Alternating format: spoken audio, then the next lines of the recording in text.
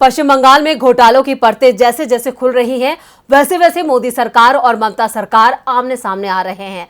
जहां एक तरफ केंद्र अपनी जांच एजेंसियों के सहारे ममता सरकार को बदनाम करने की कोशिश कर रही है, तो वहीं दूसरी तरफ टीएमसी ने भी बीजेपी को अपने निशाने पर ले लिया है। सीआईडी ने कल्याणी एम्स में भर्ती को लेकर जांच तेज कर दी है, जिसमें बीजेपी विधायक घिरते नजर आ रहे हैं। विपक्षी नेता अक्सर आरोप लगाते हैं कि मोदी सरकार जांच एजेंसियों के सहारे उन्हें बदनाम करने की कोशिश करती है।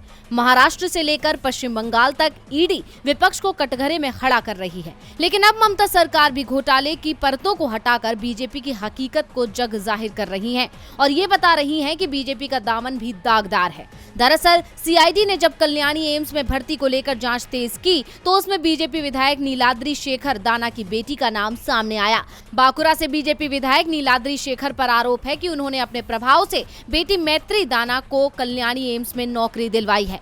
सीआईडी के 4 अधिकारी आज बांकुरा में नीलाद्री शेखर के घर पहुंचे और काफी देर तक पूछताछ की।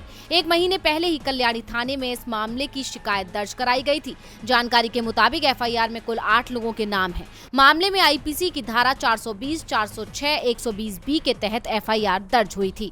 आरोप के मुताबिक कल्याणी एम्स में भर्ती के दौरान घोटाला हुआ है और सीआईडी ने मामले की जांच हाथ में लेते ही पिछले हफ्ते नदिया के चाकदा से बीजेपी विधायक बंकिम घोष की बहू अनसुईया घोष से पूछताछ की थी। इस मामले में बीजेपी के कई नेताओं पर आरोप लग रहे हैं कि उन्होंने अपने प्रभाव का इस्तेमाल कर रिश्तेदारों को कल्याणी एम्स में नौकरी दिलाई है। शिकायत में कहा गया था कि विधायक नीलाद्री की बेटी को डेटा एंट्री ऑपरेटर की नौकरी दी गई थी, जिसमें 30,000 रुपए महीना सैलरी थी, जबकि वो टेस्ट देने तक नहीं गई थी। वहीं विधायक नीलाद्री पहले ही इन आरोपों को नकार चुके हैं। इसी के साथ ही बीजेपी भी बौखला उठी है। बीजेपी सांसद जगन्नाथ सरकार ने कहा कि सीआईडी सत्ताधारी टीएमसी के आदेश पर काम कर रही है। अब भले ही बीजेपी इसे टीएमसी की साजिश बता रही हो, लेकिन सच तो सबके सामने आ रहा है, जिसमें बीजेपी बुरी तरह से घिर गई है। डीवी लाइव की रिपोर्ट।